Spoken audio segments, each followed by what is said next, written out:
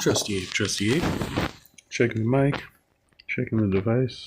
Seems like volume should be good. Happy hump day, happy Wednesday, whoever you are, wherever you are, whatever time of day it is, when you get around to watching this.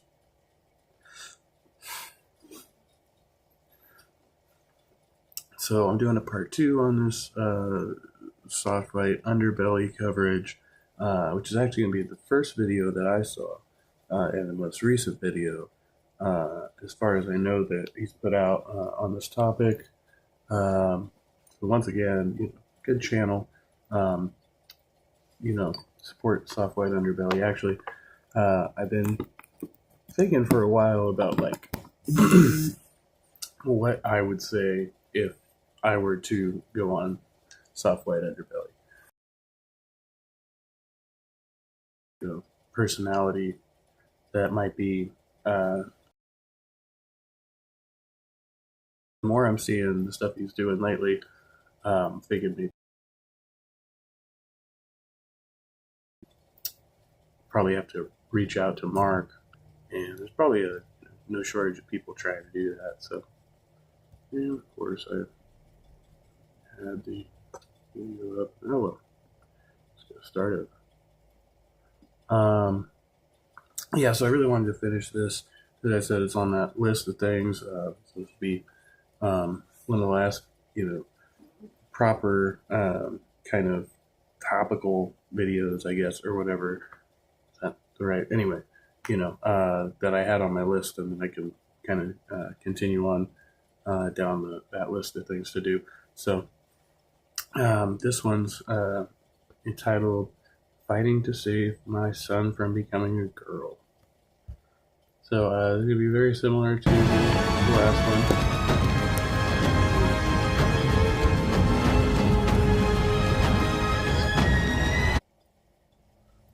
Lots of ignorance and misunderstanding and transphobia here.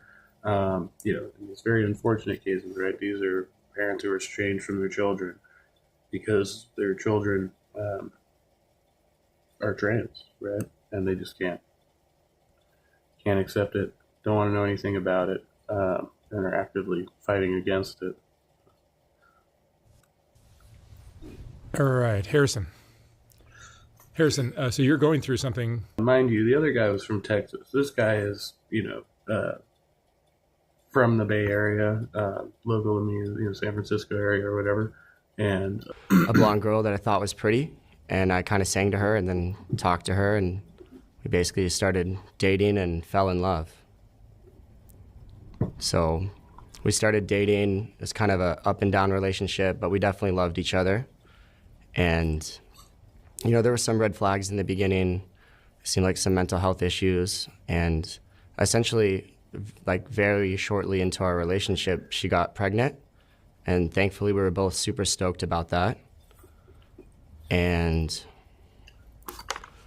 we were both stoked. So this is, I can, kind of, from it in retrospect. The boy, we agreed upon the name Sawyer. It's a really happy thing, amazing name. But when she announced that she was pregnant on social media, she said, "Baby Sawyer, due in December. I'll love you whether you're a boy or girl."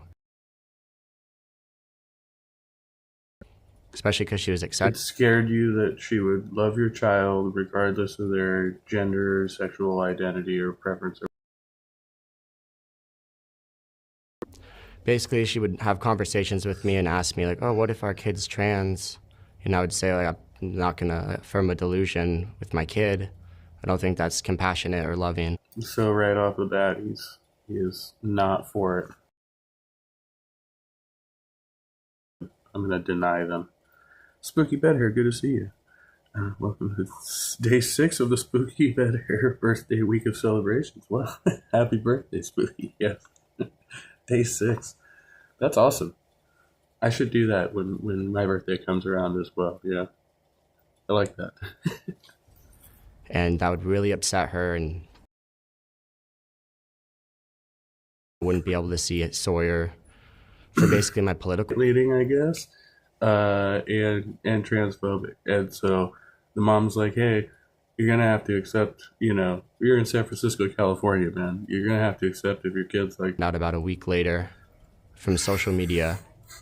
And one of her friends reached out and told me, showed me a picture. It's heartbreaking to, miss that day. You meet people and they're a rock star, they're a Green Beret, and they still say, oh, the best day of my life was the day my kid was born.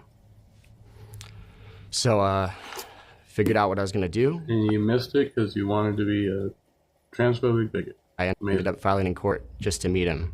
In that photo on social media that you first saw your son, what was he wearing?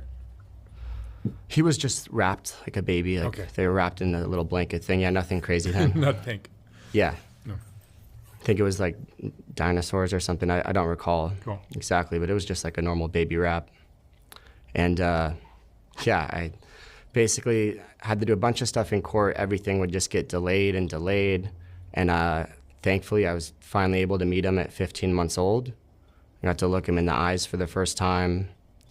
It was just the most miracle, frequency, magic moment of my life. Like finally, like you go through Miracle, frequency, magic. So he's incredible. Finally got.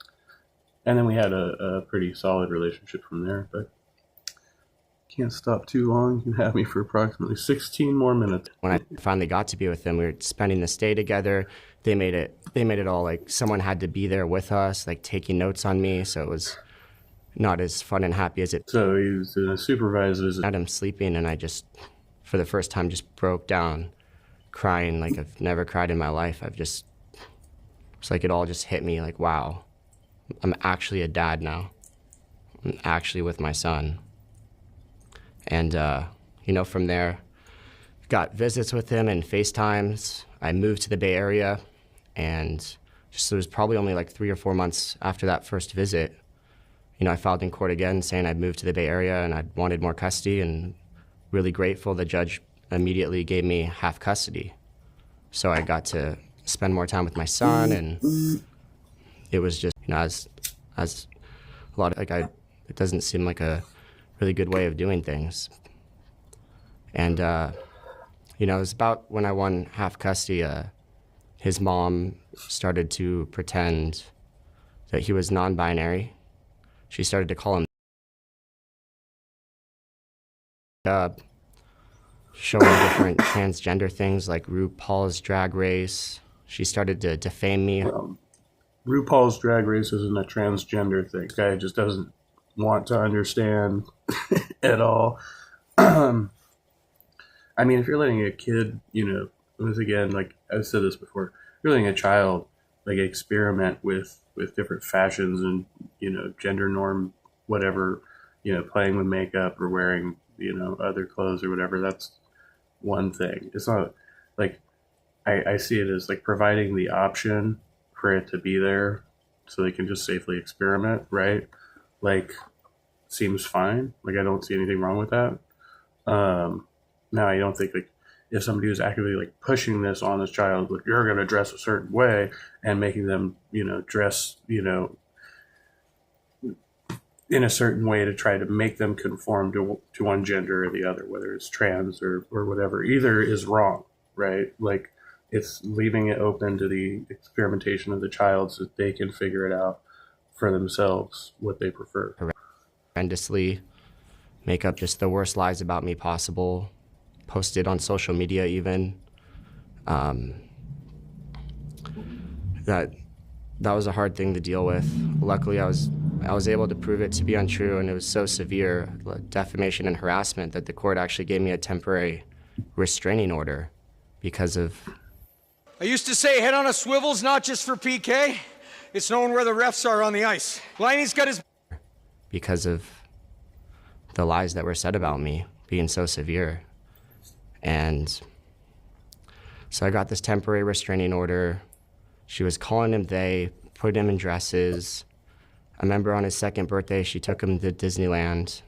When he got back, he was like, Dada, when I went to Disneyland, I couldn't go on the rides unless I wore my princess shoes, and I didn't want to wear princess shoes. I wanted to wear boy shoes. All right. See, and this is where the story gets problematic. If that's true, I mean, then that that would be trouble, right? That would be disturbing.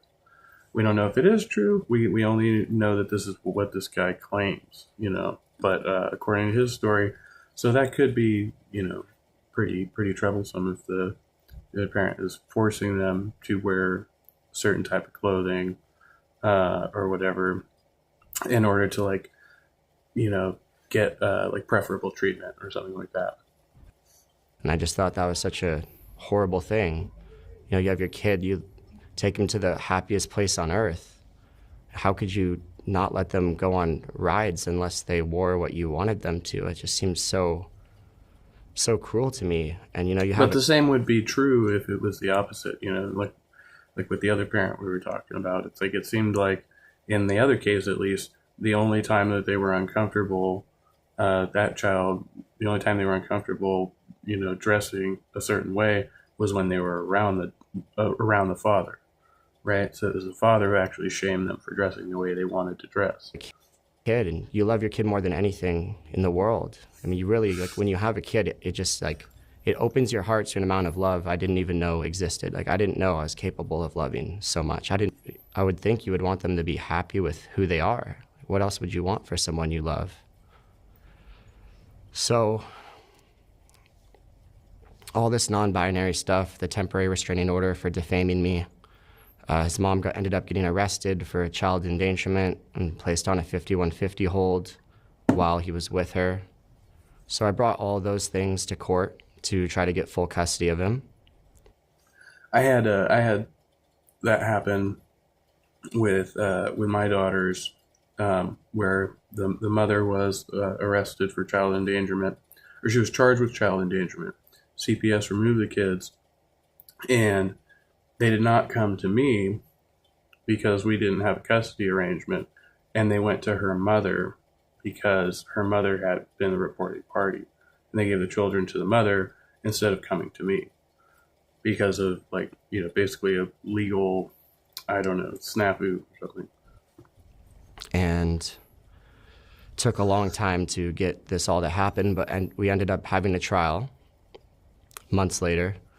And it ended up being a 5-day trial, 5 afternoons. You know, we have all this evidence and police officers and witnesses. And you feel like most people go to family court and they get a 20-minute hearing and their whole life's decided and that's it. So I feel that I have this chance to actually say, like, look what's going on and how crazy it is and how he'd be safer with me and how he knows he's a boy, not a girl, because he would always fight his mom on it, you know, and say, I'm a boy. He'd yell at her. One time she messaged me on the court app, our family wizard that we would talk on, saying, like, oh, Sawyer was yelling at me saying that he's a boy and I'm a girl and how dare you do that. He ended up biting me and just basically admitting that they had gotten into a physical altercation over it, which I just thought was mind-blowing that she would even admit that on the court app. And I believe she started identifying as non-binary herself, something like that. And so we have this 5-day trial, and I just was so thankful to actually get all this evidence put out there, tell the court what's going on. So this man doesn't understand or doesn't distinguish between non-binary and trans. Like, if she's, you know, identifying as non-binary herself, trying to identify the child as non-binary, right, so that the child can then make its own decision when it, you know, I'm not sure how old the kid is yet at this point. 10-minute warning. Thank you. Thank you. Duly noted. Yeah, so, and the implication, I guess, that of the child acting out against the mother is that the father is provoking this, right? Through things that he is telling the child. That's the implication there. I don't know if there's evidence to back that. It seems like something he would do, just, you know, understanding what we know about this guy so far. So, but a few months later, the court renders their decision, and they decide that they're going to keep custody 50-50. They have nothing to say about the gender stuff. That's between us. And I was heartbroken. Howdy, Hillary Zeno. It's good to see you. I was devastated. I'd like given my all to try to protect Sawyer, and I didn't know what to do next. I'd spent, all my money on attorneys, and I tried to come up with some sort of plan to protect him. I knew I had to do anything, everything it takes to protect him. Like I would do absolutely. In this man's mind, the only thing that he can do to protect this child is to protect their gender identity. Like that seems to be like the priority. Anything for him, just like every parent, every person should try to protect children and their innocence. They're the most pure, amazing amongst us. Like we have to protect people like that. We have a duty as a dad to protect your kid. I decided I was going to start speaking about it publicly, and I'm thankful to the Daily Wire who, broke my story, and Matt Walsh. And this guy went on with Matt Walsh and the Daily Wire. Go figure. They retweeted it, and it just ended up being this whirlwind where I started speaking out on a bunch of podcasts and going to the California Capitol to testify. Knowing nothing about, transness other than it makes me feel icky and I don't want it for my child. And the court in California has no sympathy for me, whatsoever. And that's true. Like the court in California is not going to have sympathy for you on that issue. Yeah. And some of the crazy anti-parent. Not necessarily. Okay, so in Northern California, you might have better luck, but in the Bay Area and SoCal, no way. 957, which was to tell courts in 5, which was letting kids, I believe 12 and older, basically go to government homes so they can pursue, And I just found myself in this place of being an advocate for parental rights all of a sudden and protecting children, and met all these incredible people. I've done all these interviews, and it's just been surreal, really. And I was able to raise some money for attorney fees to appeal the court's decision about the trial, to try to... Hillary's email says I keep having buffering. Is it just me? Yeah, please let me know. I seldom know when Prism's effing up. So, I don't know if it's with the video. Like, the video's playing okay on my end, but I don't know how that translates for y'all. So, let me know if it is buffering. Okay. Hey, we think you guys got it wrong. And I go through a long period of just speaking out as much as I can, everywhere I can, just to protect Sawyer. And in reality, apparently doing nothing to protect his child. I mean, he's not having wins in court. Yeah, but we'll continue. March of last year, I was at home, custody still 50-50, and I got a phone call. It was the San Francisco police, and they told me to pick up my son. So I went right there, picked him up, and super thankful to the police officers and to CPS in San Francisco. Here too in spasms. Damn.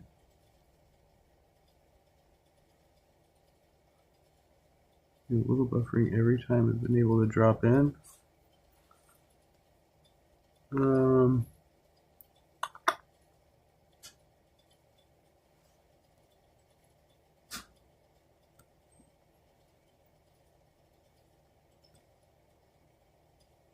Change. Oh no, it's automatically adjusting.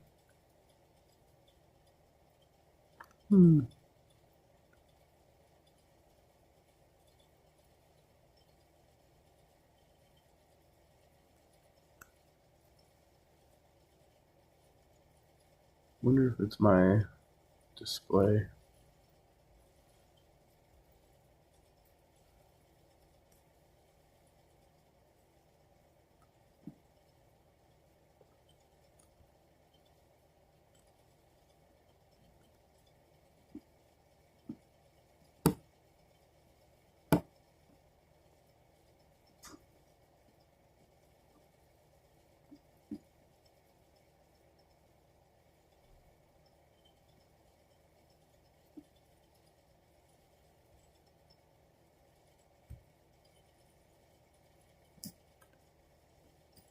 Does that make it any better? Let's see.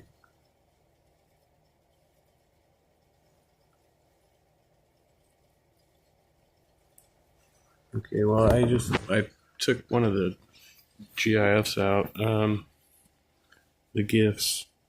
So I don't know if that has something to do with it. No, I'm just on my phone with this. So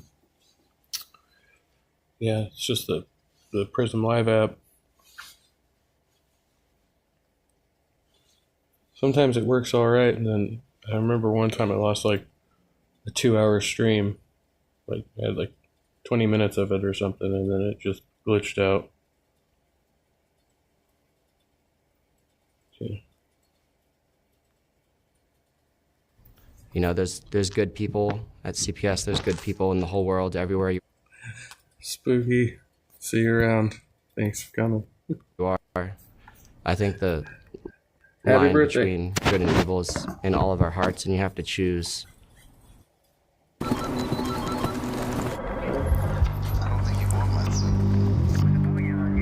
Our hearts, and you have to choose for yourself which part of you, if you want to be good or evil, you have to. Every one of us has to choose that, and I feel like it was miraculous the CPS workers I got, because I've heard a lot of horror stories about CPS even taking kids from safe, healthy parents just for not being gender affirming.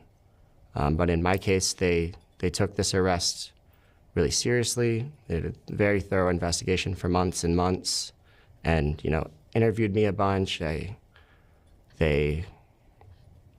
showed them all the court documents and history. I had 5 of my ex-girlfriends had written letters for me on my behalf. 5 of your ex-girlfriends? What?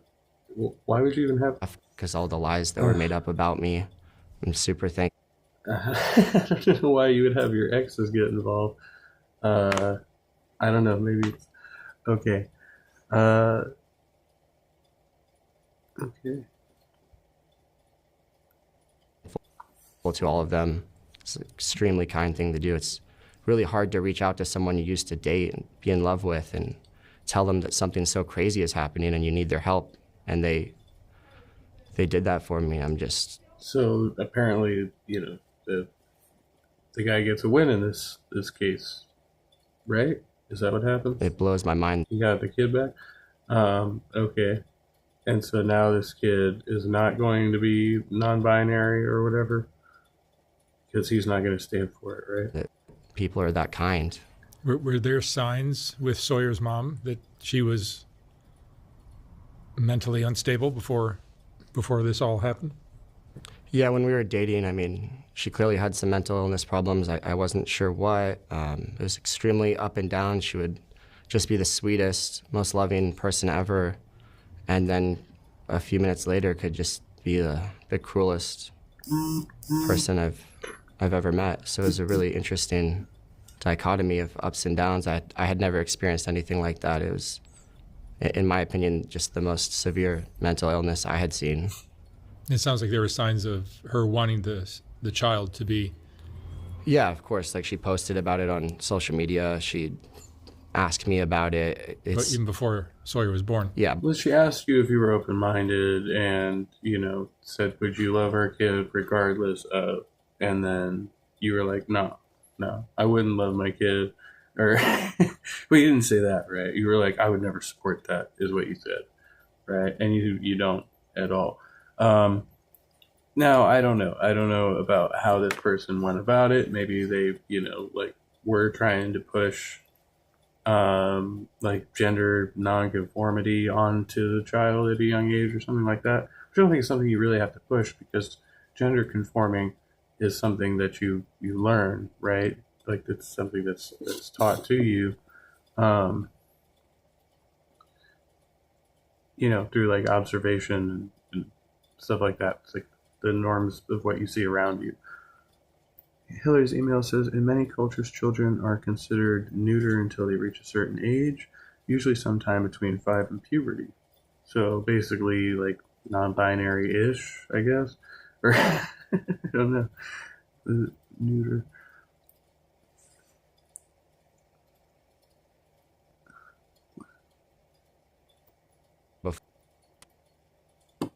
Oh. how old was the kid? Was mom trying to give puberty blockers, dress as a girl, or what? Yeah. So, as far as he's gone, he said at like 2, um, the mom was just basically saying our kid's non-binary and putting him in dresses and stuff like that. And then there was an argument over a pair of shoes at Disneyland, which I think was the second birthday or something like that. So he didn't really go far beyond that. At this point, not sure exactly how old the kid is right now. But this is all like fairly recent. I take it the kid's still like around 5 or something, maybe, from what we know right now. Yeah, and that's kind of what this lady was trying to do. Like, he's like acting like she was trying to make him a girl, but at this point, all we've heard, she just basically said that she was non-binary and their child was non-binary, and she was like, I don't know. So yeah, it kind of depends on what you believe, because like he's acting like she was forcing the kid to wear a dress, and it sounds like maybe the kid was just experimenting with wearing dresses and he didn't like it. Before he was even born, and just so you show any inclination to want to be female? He's thankfully always said he's a boy, adamantly. He knows he's a boy, and it's just incredible to see that he has that sort of rebellious spirit in him to not buy into that, because unfortunately I know a lot of parents and kids where the kid buys into that. When the parents push this on the kids, and you want love from your mother or your father, and unless you do something, a lot of kids fall into it and start to believe it themselves. I mean, your kid will tell you they're Spider-Man all the time, and you don't just be like, oh, okay, let's go to the highest buildings and swing off. They tell you that they're a pirate, and you're not like, okay, let's cut off your leg and poke your eye out and give you an eye patch and like a little parrot on your shoulder. We don't affirm like any of these crazy delusions. Kids say they're a dinosaur, the astronaut, all these things all the time, and we don't play into it. But for this one thing, we're playing into it as a society where that's because adults do it too. Like, there aren't a lot of adults trying to go out and, they might cosplay as pirates and do a really good job, right? But they're not actually out doing pirate shit for the most part. I mean, and then there are actual pirates, but we'll not get into that. Okay, we went a little off there. But the gender thing is something that tends to stick throughout one's life, and it's like seen in trans adults. So it's not like, but yeah, I mean, I think to a certain age, kids are playing with concepts, and we shouldn't necessarily take them too seriously, right? It's like if a kid says they're going to be an astronaut, okay, I'd be like, yeah, you can potentially do that. But the actual work they would have to put into making that a reality, is so. And then money helps, but anyway, whatever. I don't know. Literally cutting healthy body parts off of children and giving them puberty blockers and hormones that are sterilizing them for life, making them never develop. There's young women I know that are detransitioners, like Chloe Cole, Laura Becker, and they got their breast removed, and they regret it now, and they can never breastfeed their potential future babies if they're lucky enough to even be able to have babies after taking all those hormones. And it's unfortunate that does happen, but it's a minority of the people who actually do gender affirming care that have those stories of major regret. I don't understand how, as a society, we're letting something so just evil happen and letting children make decisions. Like, we don't let kids smoke. We don't let them get a tattoo. That's all true, and they still manage to find ways to do it anyway. So, Reggie says, let kids explore who they are instead of telling them who they are. Exactly. Yeah, they're gonna push back and try to figure it out anyway. I think. We don't let them join the military. They can't do any of these things as a minor, but yet we're letting them protect. That is not true, sir. They will let you. I mean, you can, basically, I mean, you can sign up and go to like ROTC or whatever. Like, you can basically join the military as a minor. You just can't go out, do basic and go on deployment yet, but you can unofficially, officially sign up. and that there's something they're not, and sterilizing them for life. It's heartbreaking. It's to me, it's the battle of our lifetime. Our society. This is like lobotomy. This is like slavery. We need to stop this evil. And kids are Lobotomy? Is it like lobotomy though? I don't think it is. It's not even. Reggie says, quit all surgeries for any medical condition since there's higher regret rates if you follow this guy's logic. Yeah. to make these kind of decisions at a very young age, right? Yeah, absolutely. I mean, they'll socially transition kids at any age. I mean, some people have their babies born now, and they say that they don't have a gender. They're going to let the baby choose for themselves. It's absolute insanity. And there's kids that get Lupron and different, chemical castration drugs as young as 11 that I've seen, and probably younger in some cases. It's horrifying. And the parents that try to stand up against it, the school will. They always do that. They say that puberty blockers are chemical castration drugs. Well, schools will take your kid. You have my son Johnny's going to school. When he gets to school, they'll give him a dress, start calling him Charlotte. Everyone at the school will know that. Everyone will treat him as a girl, and everyone will keep it from the parent. And they even passed a law in California to make that the standard. So our whole society is just caving to this radical idea that kids can change their gender, and they can't. Lupron is a drug that blocks. And he's like, and they can't, as people are actively doing it right before his very eyes. He's like, no, they can't. I saw a trans girl at the bus stop yesterday, and she was rocking it. Like, okay, very young. It's a puberty blocker, I believe, and it was used back in the day to chemically castrate sex offenders in prison, and they deemed it to be too inhumane. Like, not that young. I mean,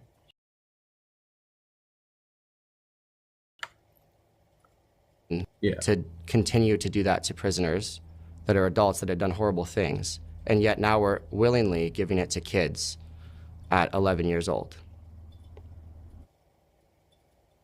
As I went through my timeline, I realized that, I was sexualized, I think 5 years old. And I started to experiment. To kids at 11 years old. So that says a lot on its own. Yeah. And he's just like making a lot of like vague claims and statements. I've met some of the most incredible people through all of this. Lots of other parents I've talked to, and most of them, when they speak out against the gender stuff, they lose custody. Full custody goes to the mom who wants to pretend the little boy's a girl, and they don't even let the dad see the kid. And if they're lucky enough to see the kid in that case, they want them to be on a little supervised visit where they have to call their son a girl, and they're being watched. And if they don't do that, they can't see their son. And that's just such a terrible position to put a father in. You have to force them to lie just to see their kid. Did you need a team of lawyers to win this case? So what ended up happening is March of last year, I got that. Affirming somebody's preferred gender pronouns is not lying, right?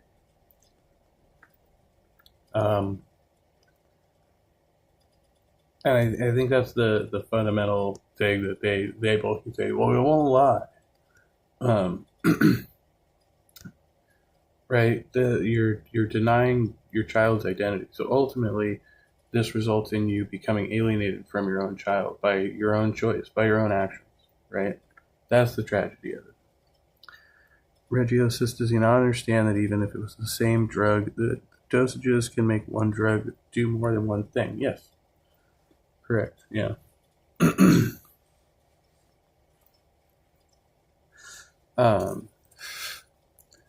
Yeah, there's like the dosage, the route of administration. There's all different types of ways you can make different drugs have different, or the same drug have different effects. Yeah. Paul, there was a big CPS investigation. I believe the day after, I filed an ex parte in family court for temporary custody, immediate emergency full custody. They actually denied it, which was just like radical, because they really are supposed to take those very seriously. And so some of the things from the arrest allegedly were, she basically was arrested for assault and battery, I believe, and elder abuse, and she was fighting her dad. And they live in San Francisco. She has two dads. She was adopted as a baby. And I guess, one of them she often fights with, and Sawyer was there for this, but she was fighting with him physically, and I've seen the police report and the photo evidence, and it was so severe that I believe she broke his nose. They both look bloody in the police evidence, and he said he feared for his life. And so basically Sawyer snuck up actually while the fight was happening to see what's going on, and he's 4 years old at the time. And he sneaks up with his little kid's baseball bat, I believe. They called it a bowling pin or something in the police report. It looked like a plastic kid's baseball bat to me, but either way, he sneaks up to see what's happening with his mom, as anyone would. And according to his mom, he did this on his own. According to Sawyer, when he snuck up and they noticed, she said, hit him in the face, hit him in the face. And I tend to believe Sawyer. I don't know what happened, I wasn't there, but either way, my son at 4 years old had to hit his own grandpa in the face with a kid's baseball bat. And I saw, even in the police photo evidence, a bloodied kid's baseball bat. And I just think that's a tragedy that no 4-year-old should go through. And what adult, when something like that is happening, wouldn't tell the 4-year-old, run away, run away? It's just, how could something like that even happen to a 4-year-old? I just feel so bad for the kid. And he's such a strong boy,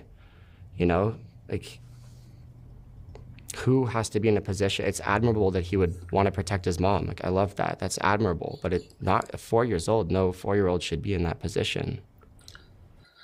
Yeah, that's crazy. That's insane. And it's unfortunate. I don't know. I don't know if the kid was coached or not, right? And again, we can only rely on this guy's testimony in this case. Since he won custody, obviously, the woman's probably facing other, charges, whatever that is, maybe she's gone to prison. I guess we'll find out maybe. And,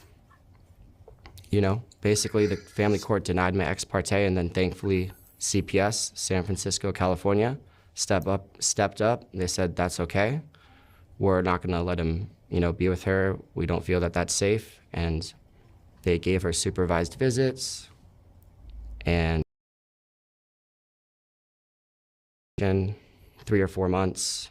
And I showed them all the court documents, just always openly talk to them without an attorney.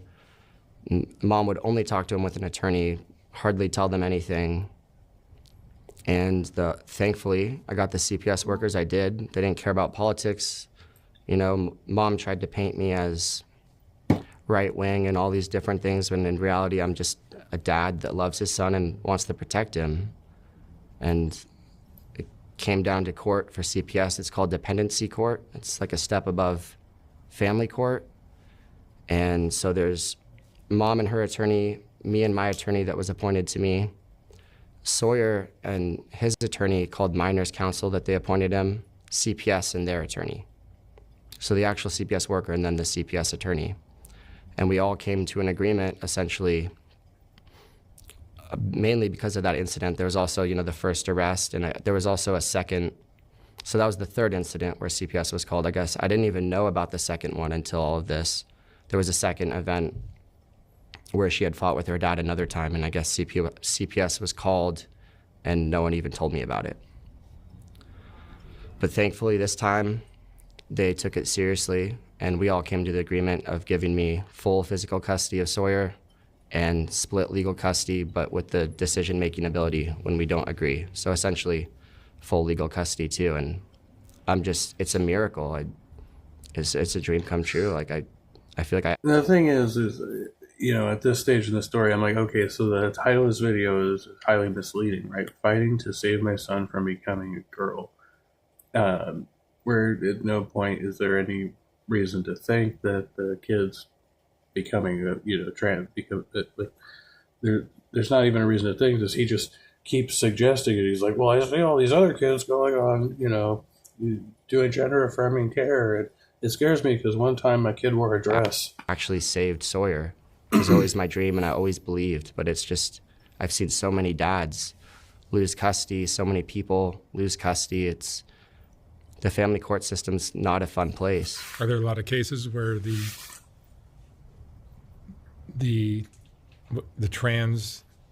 person who's in favor of the transition wins out? Yeah. I mean, I have parents reach out to me all the time. I'm close friends with a few of them, that haven't even,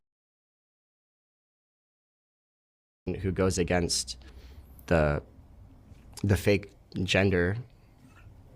Anyone who tries to speak truth and reality, saying, no, my kid's a boy, he'll always be a boy. And he calls it politics. It's not political. He has this extreme social ideology against trans and non-binary people, and he's like projecting this onto his kid because his kid's mom said they're non-binary, and had him wear a dress a couple times or something. Lose custody entirely, whether that be to the other parent, or if that's not even the case where both parents agree, sometimes CPS will take custody too. So I hear it all the time. It's usually where the dad was the one doing it. Really? Yeah.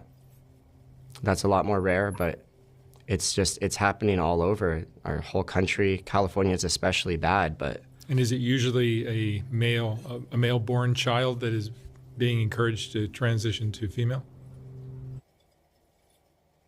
How long does it really take to flip furniture? Well, are we counting the amount of time it takes to drive to the store when you run out of supplies But being encouraged to transition? Because he is speaking as if he has some type of expertise, I guess. This is why would you ask me to... No, it's both. It's both. There's a big trend right now of teenage girls doing it. It's like... He's actually correct on it. Like, one of the girls gets in some Reddit loophole online, and once one kid does it, all the other kids start to sort of follow it, and there'll be like friend groups of teenage girls that are, all trans or non-binary or some weird experimental thing. I mean, schools even I have a friend in Colorado and thought her kid was going to art club, and they even called it art club. And when they went to art club, it was basically just an LGBT XYZ whatever event where they encouraged all the kids to pick a different gender than just being normal, pick a different, LGBT XYZ. See, he knows he just has to be disrespectful, You're like, I don't believe in this. Sexuality than being straight is just, and they called it art club. So, I mean, it's being encouraged all over. And yeah, when parents don't go along with it, a lot of people are trying to take the kids from them. And I think that the opposite is true. I think that it's child abuse to let a kid make a life-altering decision that can castrate them for life, sterilize them for life, actually cutting off body parts of children. That's happening. Literal children are having healthy breasts, penises removed, and then having to live with. I don't know where that's happening. I don't think they can cite sources of that actual children are having these operations. Where is that happening? With that the rest of their lives, and many of whom regret it and come out later and say, look, I shouldn't have been able to do that when I was 15 years old. Like, why did you let me do that? And I'm thankful to start to see, I feel this momentum of people waking up to. I'm not saying that it hasn't happened, but is it common? Like, is it something that they're actively doing on a regular basis? Basically the evil of this and wanting to. Show me where. Push back against it, and we need more people to speak up. He's eating the propaganda fully and is now regurgitating it on others. Yeah. Fight back. So how old are you? I'm 32. 32. You're a lot younger than I am, but do you recall when you were in high school, there were a lot of there was a lot of this kind of stuff going on? When I was in high school. Yeah, they're going to be like, back in my day, I didn't see a lot of trans people around my high school. Yeah. Well, I don't recall any transgender kids at all. It wasn't really a thing even then, like 15 years ago. So it's clear that there's this trend. There seems to be more of it now than ever, and could be the awareness. But like when I was in high school, I went to a large high school, and I remember maybe one kid that might have been gay. Neither of these guys realized that people were actively, like hiding the fact that they were doing things like this, right? Because other people, bigots, would target them, right? That's what would happen when they were found out, right? Those are the cases you have of like gay and trans people who had to be in the closet because anytime they tried to, were seen, then people would target them, bully them, humiliate them, and sometimes beat and kill them, like. Yeah. Yeah, no, I didn't see any of it. There's good studies and books on this. I would encourage anyone to read, like Irreversible Damage by Abigail Schreier. It's clear that there's something not organic happening. There's way too many kids. It's something like 1 in 8 in the Bay Area identifies as something other than what they truly are. I'll just call it, because I don't even want to use their words. But I mean, it's just terrifying. Like you send your kid to school now and you have to wonder if someone's going to try to convert them, groom them into being something they're not, into believing there's something they're not. Let's not look at the plastic or the pesticides or the cell phones or the whatever. Yeah. Hormones in the meat. Yep. It's an interesting time. It is. But we have a chance to push back against it and put it in the rearview mirror, be the ones who stood up when no one else was standing up. I mean, we're all going to have to look our kids in the eyes, our grandkids in the eyes, and say what we did in this moment in history.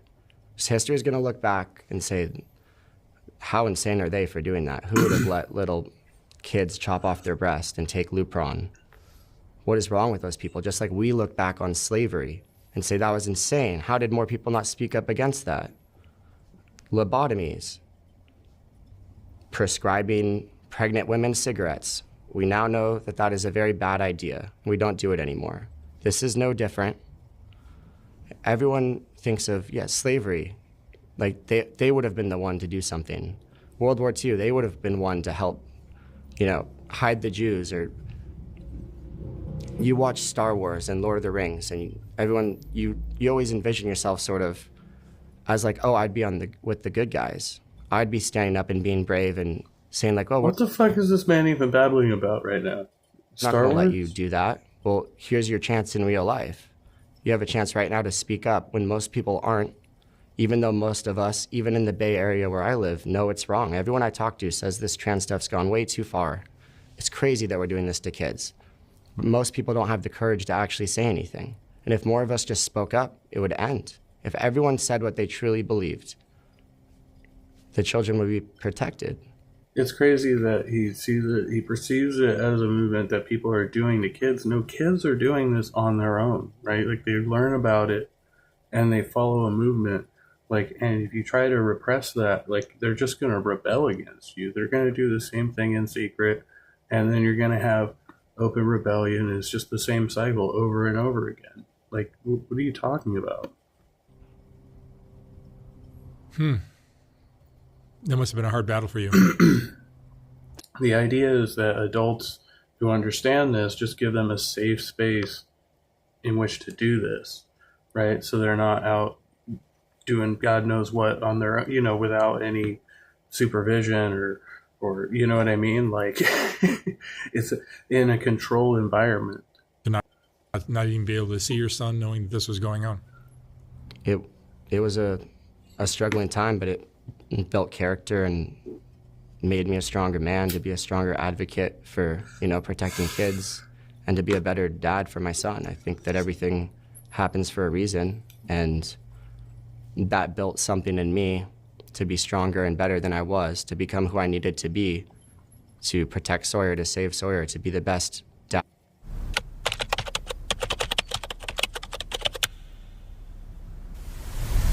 And so yeah, we got to on his timeline. So we got to the kid was basically, the mom was identifying the child as non-binary. She had some scrapes with CPS. Apparently, she had some domestic violence issues with her father. Right. So it's like the kid's 4, and no transitioning happening as far as the evidence from his own testimony. Like, he just got super scared, you know, and now he's like really anti-trans. To be the best dad I can be. Looking back, are there things you wish you had done differently?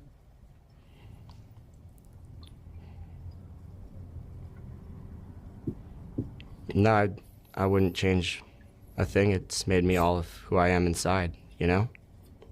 And I really think we're gonna stop this crazy transgender nonsense, and we just have to keep speaking up. I wanna see legislation passed. I wanna see it classified as child abuse to do this to kids. How are doctors that swear an oath to do no harm harming kids, making millions of dollars off of it? They become a lifelong patient when they're a transgender kid or whatever. They have to take these puberty blockers for life. They're not just like, go one time. It's a constant cycle of pills, surgeries. Sometimes they have to redo the surgeries because they're very ineffective and don't work very well.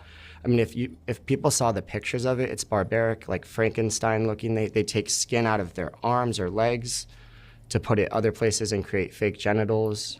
I mean, it's the same thing they do in any standard, like, you know, plastic surgery procedure. It's like just barbaric when they do it for trans people, right? Like, yeah, crazy, man. Seriously scary. Speaking like the world revolves around his idea of what it should be instead of trying to understand reality better. Yeah, exactly. And it doesn't even really directly affect him. Like, he became aware of this idea, like, basically, or became involved in this because his partner, who he had a child with, entertained the idea that their kid might be trans. Never said their kid was trans as far as his testimony. Then said that they were using non-binary pronouns, right? Like, that was all that happened. And he was like, oh, no. Yeah, no, we're not having this. Not in my house, you know? And now he's like actively, you know, talking about legislation. I don't think he actually has any, I don't know if he has community involvement, you know? What is he actually doing to try to legislate against the trans community, trans healthcare, I guess, you know, or whatever. Interesting stuff. But yeah, so that's there's another minute on here. And it just seems like everyone's oblivious to the actual reality of what it is, which is harming kids, and just, it's evil. It's sick. All right. Harrison, thank you so much for sharing your story. Thank you so much, I'm glad man. you and your son are doing well. It's a miracle. Keep the fight going. I absolutely will. All right. There's a lot more kids to save, though. Thank you very much. Thank you. That does kind of sound like an affirmative from Mark there at the end. Keep the fight going. Like he's kind of supporting what this guy is saying. I don't know. Final thoughts and call to action. When I was designing the first Soft White Underbelly book, I realized that there were so many great portraits that weren't going to make it into that book. They just wouldn't fit. And once I saw how well that first book sold, I knew I'd have to design a second book. This second book is finally ready to ship. Like the first one, this book has a collection of some of the best portraits from Soft White Underbelly, accompanied by a quote from that person's interview. This book features another group of Rebecca I don't think this portraits, as well as a collection. I don't think this has anything to do with the video. But yeah, they're right at the end. He's like, you know, keep fighting the fight or whatever. Or keep up the fight or some shit like that. Okay. So that was that guy.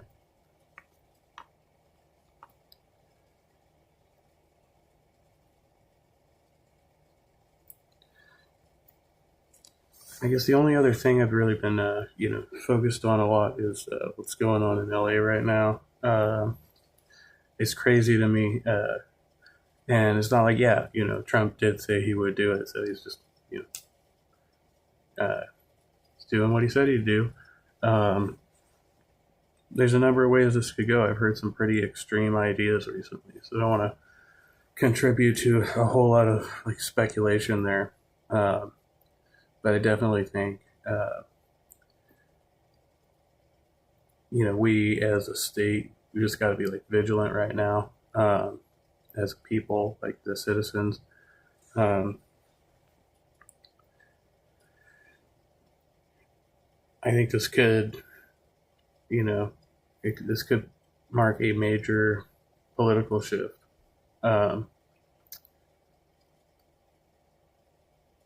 Like the way this goes is going to influence the way people perceive how, like how power is delegated in the state, because it's really weird, because we do have like these thick red zones, around the state, right? We're known for being liberal and all that, but we've got our share of conservatives, and so yeah, it's interesting. All right.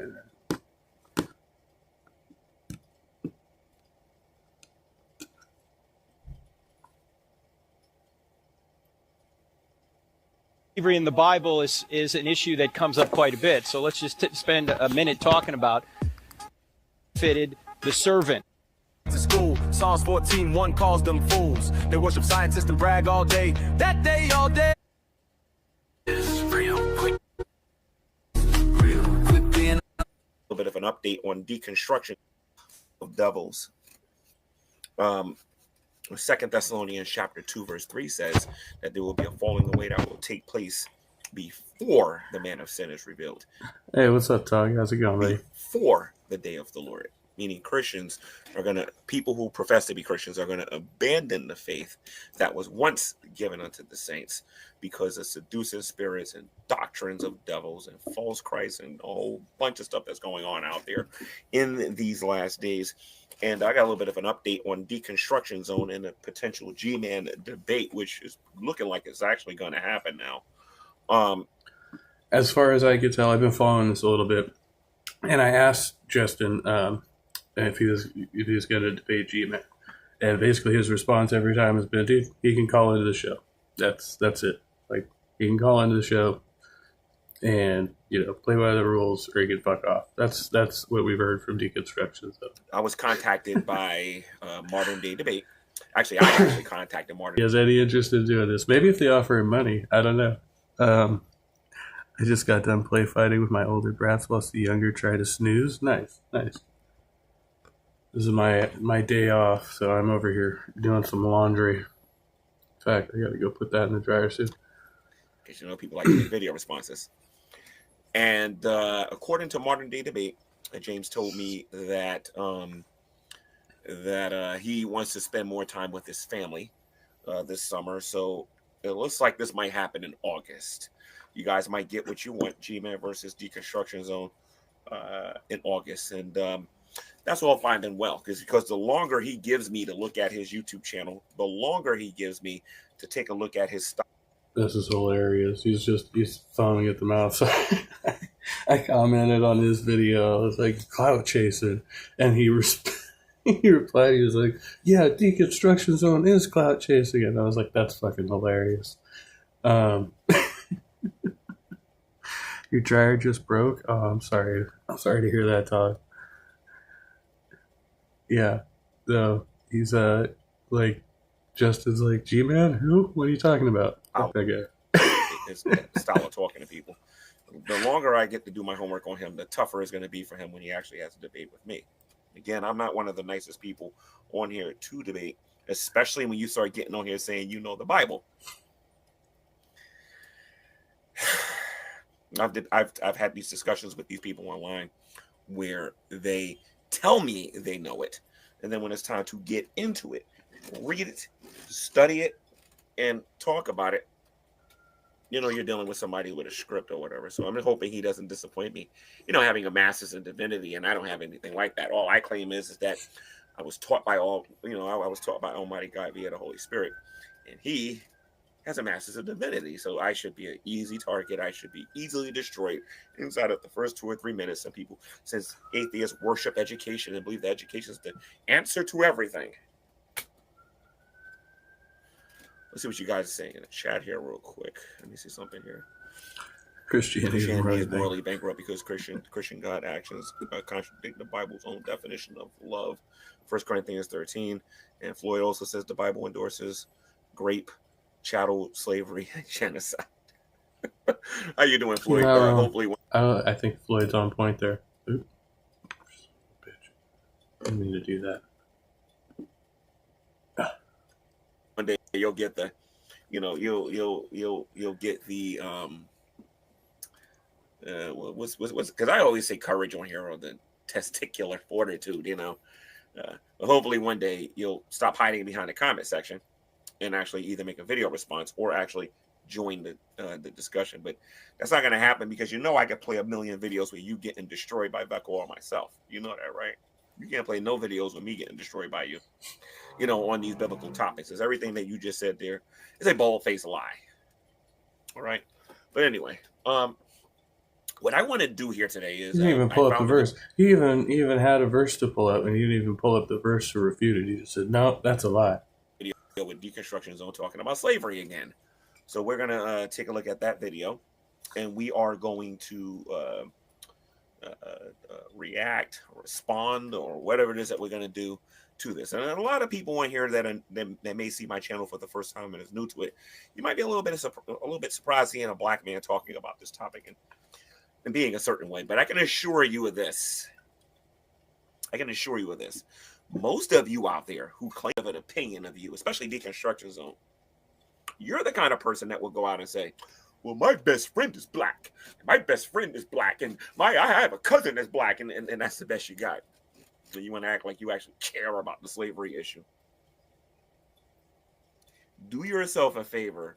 Research this channel before you come to me with that grade school type argument, because it's not going to work here. Okay, I know Deconstruction Zone is looking for easy targets. He's going out there looking for people who are going to be emotional and don't understand who wins and loses debates. One of the things that these atheists don't seem to understand, just because you get a person upset, rattled, or get them to stutter, doesn't make you a winner of a debate. You are a winner of a debate when you make your point. And we actually, when I think you're a winner of a debate when you announce that you've won the debate, right? Like once you say, see, I win, like that's when you win, right? Like that's how it works. We know point B, and one of those points actually win.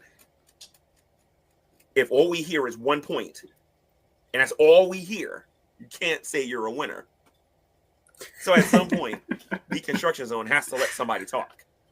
See, he admitted it right there. He's like, you have to say you're a winner to be a winner. And what he's going to find out really fast with me is, if you didn't get your point across, then you can't say that. And I'm going to get to speak because I'm not afraid to say certain things that I see other Christians are afraid to say. In terms of like, what's in the Bible and what isn't. I'm not afraid of that. And when you lose that fear of worrying about what everybody's going to think, victory is staring you right in the eye. And I'm going to offer some people some... That's called a lack of self-awareness. That's what they call that. Advice. If you must insist on calling that program or whatever, I'm going to offer you a little bit of advice on what to say, how to say it, and what to do, and when to do it. Because believe it or not, I've even learned how to let them control the conversation and let them walk right into a brick wall. Ain't that right, Floyd?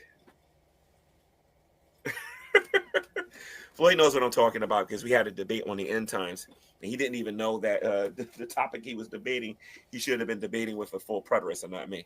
I'll show you guys that video sometime. And my friend Vecco destroys him every time he talks to him. So even though Vecco has a little respect for Floyd, because I give Floyd this much, he at least tries to read and understand the Bible. So let's take a look at this video from Deconstruction Zone. Okay. Now remember, what the title of this video says. It says that atheism is morally bankrupt. I didn't say God was morally bankrupt. I didn't say Christianity was morally bankrupt. I said atheism is morally bankrupt. Let's take a look at why. Hence, deconstruction zone. And again, I think he runs a lot of ads on his channel, but don't worry, guys. As they come, I'll get them off there. My lazy behind will get premium on here.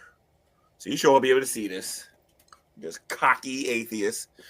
Clout chasing. And like I put it in his comments, and he could choose to read it however he wants to. But it's obvious. Look at the numbers. Look at G-Man subscribers. Look at G-Man's viewers. They go look at Deconstruction Zone's channel. Like, if he can't at least admit that he's punching upwards, you know? I mean, good on him for trying to do it, you know? Whether or not Justin's going to take him seriously, I don't think he does, you know? But he's obviously clout chasing. That's so clearly the case here. Nymph, good to see you. You have arrived at the end, because I've probably got to go, but see what Jim Bob's doing real quick.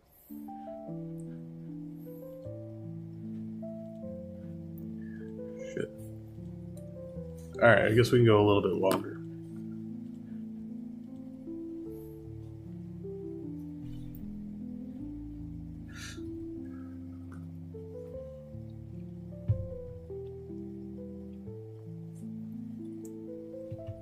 I'm the only viewer. No, I'm not.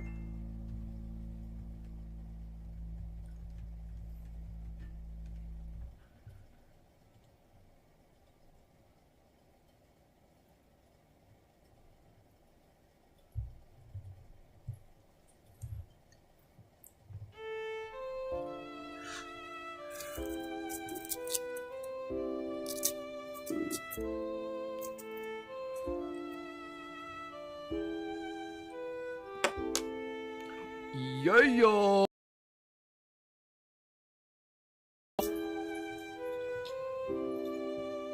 An ice kombucha. Get out of here. You just calm down. We talking about women. Let's effing go, bosses. That's an interesting name. Is that a channel? Is that a channel there? We talking about women? Jim Bob, why the sad music? I don't know, I like the contrast.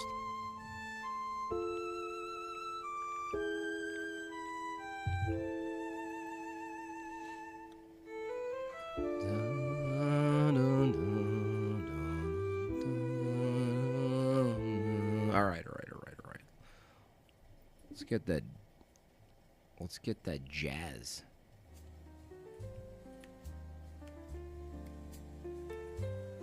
What's going on in the world?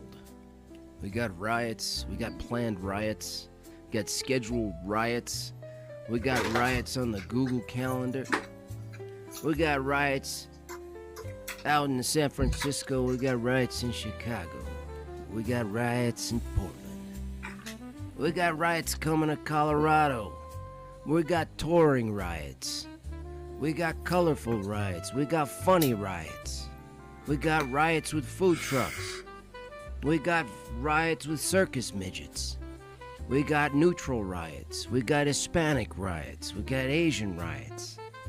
You choose your riots. At onlyriots.com, we sell you the best customized riots to suit your riot needs. You tired of living in a calm, collective, well-behaved suburban neighborhood? Sign up for Only Riots. We'll give you one free riot when you sign up. A mini riots. We sell mini riots, 15-minute riots, 20-minute riots, 1-hour riots, 50-hour riots. Am I right? Am I riot? Well, that's cute. And on that note, let's see.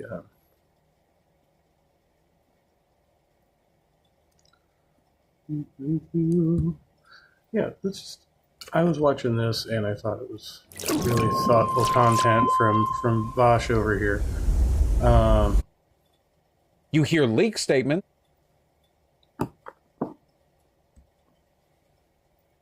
Anyone have any non-conspiratorial explanation for this? Further.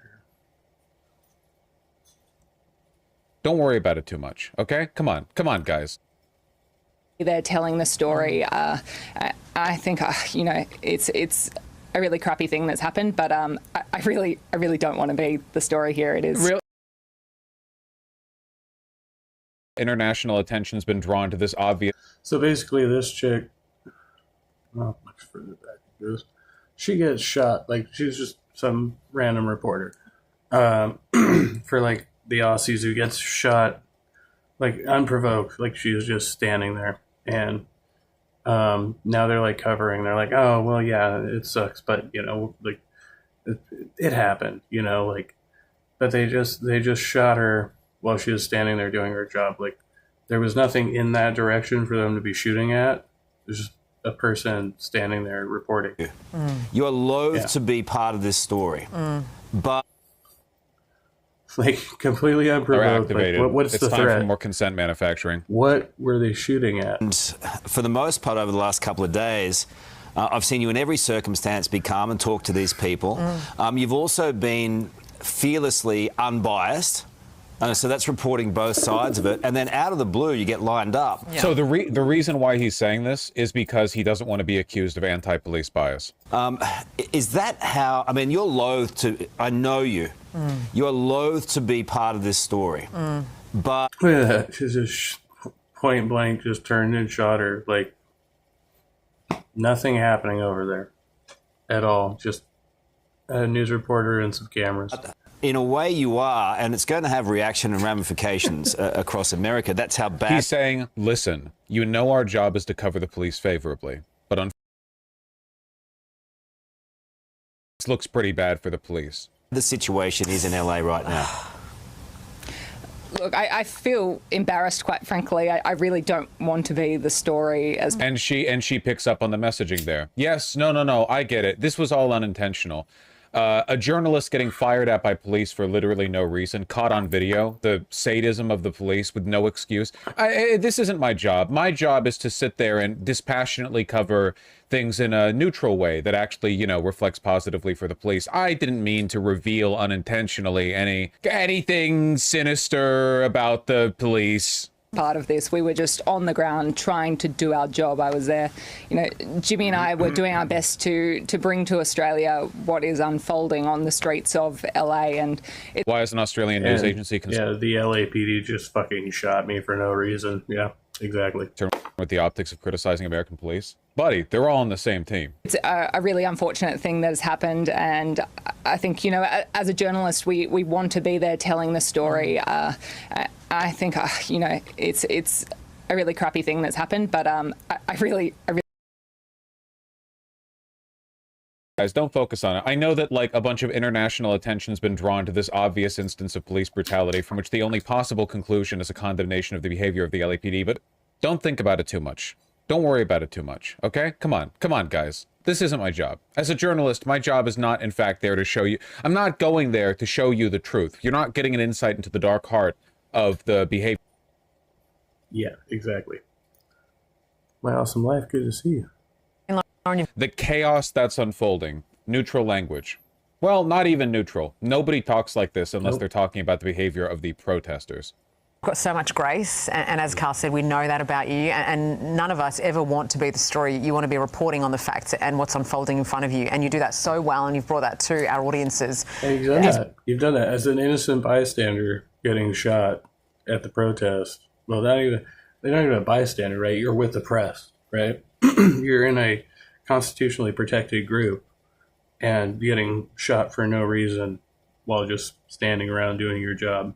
Shows you how the police behave during these events, right? But You don't think, by the way, that this isn't a massive psyop? Can you explain to me why they're talking like this? Under what circumstances would a reporter getting shot by the police for no reason be covered with, like, hey, listen, we know you're normally a really good reporter. Normally stuff like this doesn't happen to you.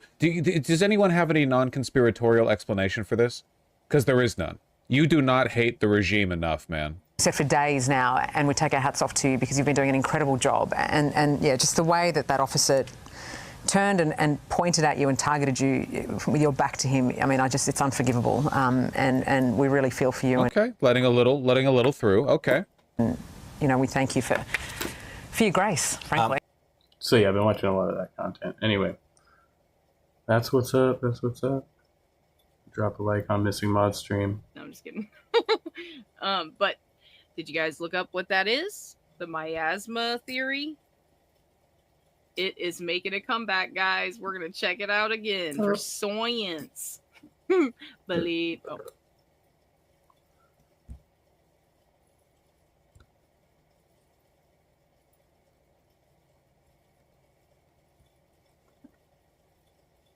Boring.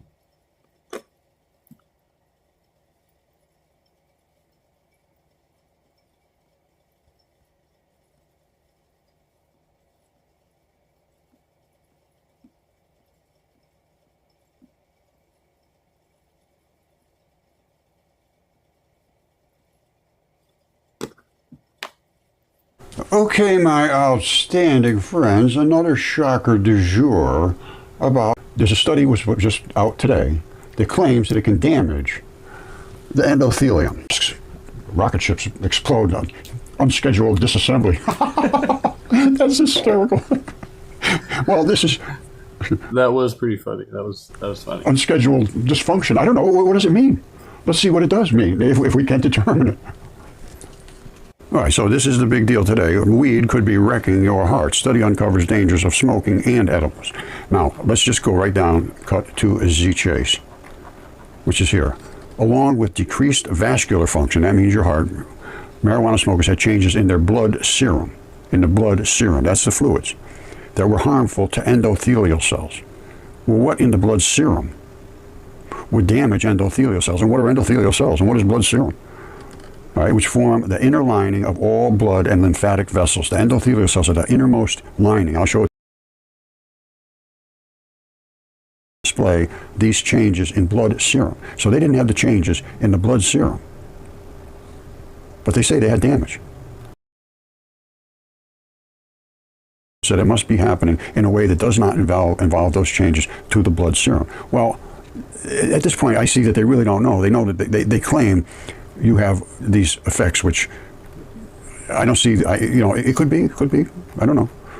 They're just saying the participants either regularly smoke marijuana, consumed edibles for an average of and it goes on. Here's what they're saying. It was published research. Well, I think the use over time, right, it causes changes in the your overall blood pressure, right? Some research on this stuff in the past, and But I thought this video was funny. So, yeah. People who regularly use marijuana had much lower blood vessel function. What is blood vessel function? Similar to levels seen in tobacco smokers. But wait, there's more. More. Smokers. Yeah, so it's in a similar way to tobacco, that changes the overall the blood pressure on average, or something like that. All right, so your blood is reacting similar to something in tobacco smokers. When you ingest something that you just burnt, that's the same as tobacco. It may not have anything to do with nicotine. Pop Science magazine. But when you burn something, you have combustibles that are going into your lung. So I could see that. I could see that affecting the vascular function in cannabis users. And they say it reduced about 50% compared to non-users. I don't see that as normal. I see that as obvious. You're going to affect and irritate it and create inflammation. Now, if you eat the stuff, it's different. It says, but it does seem to do something to your vascular system. You're inhaling combustible things. You're just burning it right as you're inhaling it. I'm not sure why it would do it, but it would certainly, both of those things happen from burning something that you're inhaling. So I can see that where it would give you could damage things more, yes.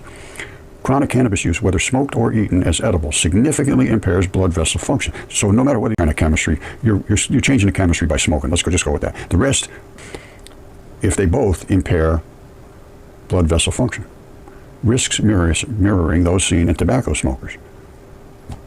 So if they're right, something is in that THC let's think of it as... Or the common, with the common thing is smoke inhalation, right? Like, could be the commonality there. It doesn't matter what chemical is being smoked. Active ingredients. However, all the other things got to be looked at too. If it's coming out of that plant, cells are. It's causing problem to your blood serum. We got to look at that, and we got to look at the endothelial cells. If you really want to understand something, you got to see what are they talking about. They throw these words out like it's, oh yeah, everybody knows that. No, you don't. I don't. This is coming from a man who believes that rocks are ancient fossils of giants. I don't either. Let's see if we can figure it out. You know, I just caught myself going to be going long again. There's no sense in dragging everybody through this. If you're interested, come back for the next video. We're going to be talking about the endothelium, which is the inside of all your blood vessels, basically. Oh, he has a slide presentation. Your arterial areas. Now, I don't know about the veins, to be perfectly honest with you. And that's another thing. These are the kind of things you got to stop. I got to look up. The veins have endothelium. Are they just the arterial network where the good blood comes through there? And what's the function of these? What supports these? What fluids are in these cells? What's inside? What little organelles are there? How do they attach? How do they form these different little attachments here? Do they have tight junctions? There's a million questions to ask, and if you don't answer every one of them, you just don't understand. And they're done. Well, I want to know what's up with this. What's up with the serum? What's up with the smoke? No.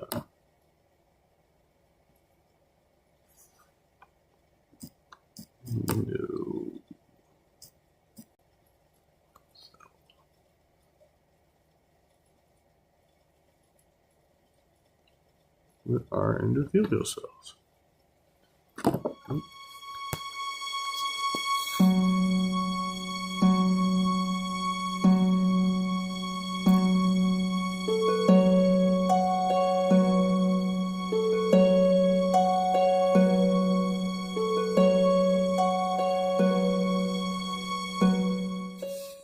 Oh, well, there's that.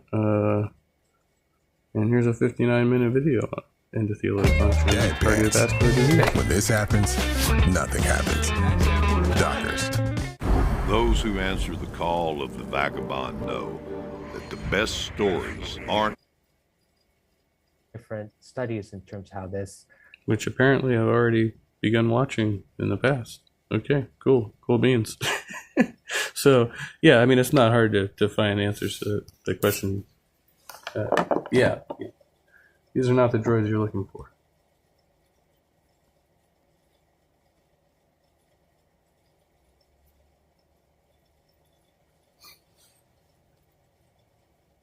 Let's jump in and talk about Karen Bass, the mayor of Los Angeles, and her inept leadership in 2025 is going to be studied by future generations. I mean, really, what she's done is going to be studied. It's going to be reviewed because, my goodness, in the morning. Let's run back to when LA's fires started and she came back from Ghana.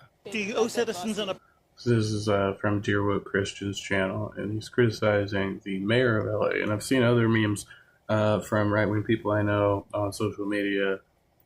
Basically, were burning? Do you regret cutting the fire department budget by millions of dollars, Madam Mayor?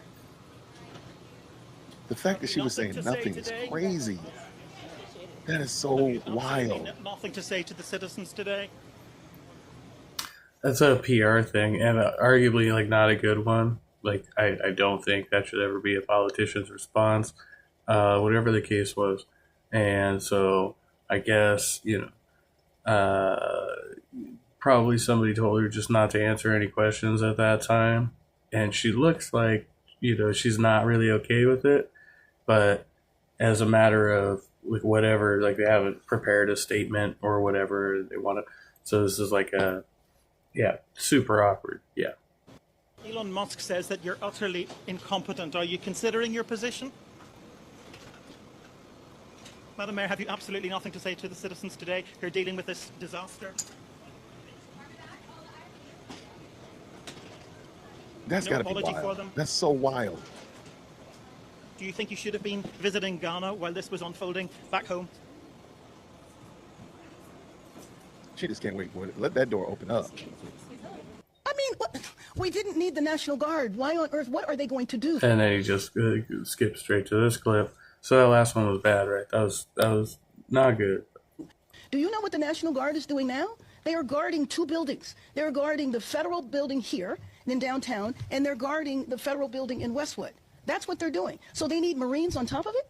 I don't understand that. That's why I feel like we are part of an experiment that we did not ask to be a part of. An experiment. I'd like to know what she means by that, but yeah, I also think it's weird though. They deployed what 2,000 National Guard, and then they deployed the Marines, and now I think I've read they deployed another 2,000 from the Guard. There's like 4,000 Guard and from the National Guard, and then I think it was 500 Marines or something like that. Right, that's like 4,500 people from what I was reading. So that's like a shit ton of soldiers. I mean, for LA. I think it's adorable, and I'm gonna let her tease it out. If they are guarding 2 buildings, what are those 2 buildings used for? Those are the buildings that, if I'm not mistaken, that's where the detention centers, the ICE raid detainees are going to, and that's where we've seen all the shenanigans and hijinks. Of course, you see it on the highways and everywhere else, but this is what they're here to do, which is to get those people out of this country. Ma'am, your job is to deal with those people that are rioting, acting ridiculous elsewhere. What are you doing? The presence of the National Guard. Well, see, the problem is that her constituents, right, the people of LA who are out there protesting, feel differently, right? Like they don't agree with this decision. So she's put in a position where she has to side with her constituents because that's literally what politicians are supposed to do. That's why they're elected. Not helping to quell anything except for attacks on that one building. The other building where they're stationed is in Westwood, the federal building there, where as far as I'm aware, there have been no protests related to immigration at that building. And if there were protests on other issues, they were completely peaceful. President Trump says that if he didn't send in the troops, your city would be burning to the ground right now. His words. There were arrests for violence, like throwing a Molotov cocktail at police officers. Did LA authorities have the situation under control? You say they were throwing Molotov cocktails. I don't know if they were. But, the cops are not innocent here by any stretch of the imagination. And the fact that people say that they are is wild. Like, because I've seen, like, plenty of these videos where it's like somebody who's not armed, not doing shit, and they're just spraying them down, they're hosing them down for like get too close to the line or some shit. I will tell you something. He sent out a message Saturday night saying that the reason why the protests and the vandalism was quelled was because of the brilliant work of the National Guard. The National Guard was not even in Los Angeles. They had not even been deployed at that. Right? Yeah, that's amazing. Like they had announced the deployment, they were still on the way, but the cops got that shit under wraps before they even got there.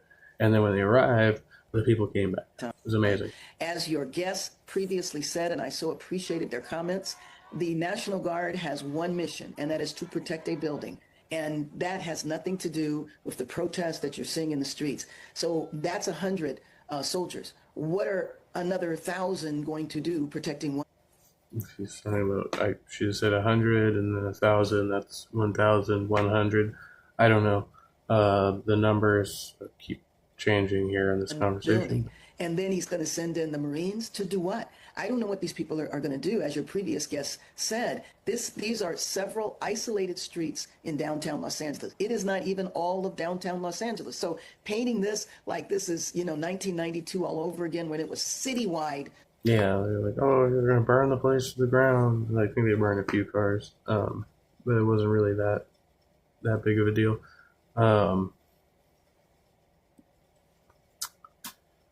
Only 300 of the 2,000 guards actually showed up for duty. And then Pete Haig says, forgot to assign them accommodations, so they had no place to stay or food to eat the entire time. Wow. Fucking blunderfuck. That's amazing. Civil unrest has nothing to do with the situation that you're looking at now. And frankly, it's just provocative. It was almost as though the administration wanted to see chaos in the city. I appealed and said, please do not do this, because all it's going to do is agitate people. And yeah, that's all it's done is agitate their fucking citizens. Because they don't like you guys. They don't fucking like you guys. They don't want you there. That's exactly what you're saying. So she has come out publicly. Randomly go to this video. The LA raids are happening amongst known criminal elements. So not just. And this is the other claim they make, dude. These people are fucking all criminals. They're not. No. Like, and they don't have any evidence for it. They're like, that's why they're not, trying them for any criminal activity. They're like, oh, well, we just happen to, no. They don't have any evidence that, of, like, who the people, they're just going in and indiscriminately fucking sending brown people across, not even necessarily like the country of origin. Like, they send them wherever. Dads and moms that are going to work to make ends meet that are here illegally. They are part of the criminal element. They have done some very bad things, and they're part of the criminal element. They have done very bad things, and you don't have any way of knowing that. Walking amongst innocent, tax-paying Americans, and the job of ICE is to get the criminal element out of the United States of America that are here illegally. Right? That's what 77 million Americans voted. But they're criminals default because they migrated or immigrated. Didn't immigrate through the legal channel. Maybe. Or maybe they're, like asylum seekers or whatever, refugees, right? Them too. But Karen Bass thinks it's cruel. Now, there is also some rumor that she has turned the other cheek and maybe even allegedly promoted some of the vandalism and arson that we've seen over the weekend, while also allegedly possibly telling the LAPD to sort of stand down. Now, she is I'm not like vandalism. Broke out in LA, jumped on an airplane, and went overseas like it wasn't even important to her. And this is the same Karen Bass who's. So this is the accusation that she allegedly just left as the fires broke out. Now, I don't know if that's the case. She was out of country at the time, maybe. It might be that she did leave during it, which would be pretty, that wouldn't be good. But I don't know. This is just some random TikToker we're listening to making these claims. So, The mayor pled guilty to charges about threatening City Hall. Where is the leadership? Where is the accountability? And I hope that question remains on the minds and in the craw of Angelenos. And they start asking, like, where is our leadership? Where is our leadership? She's supposed to be bagging her constituents, at this point. So I don't know what happened. Take scratch another one off the list for today. And I know some other people were going live. I was hoping to watch them, like James Apperson. Might still be on now. Guessing mods on. So those channels are active. But in any event,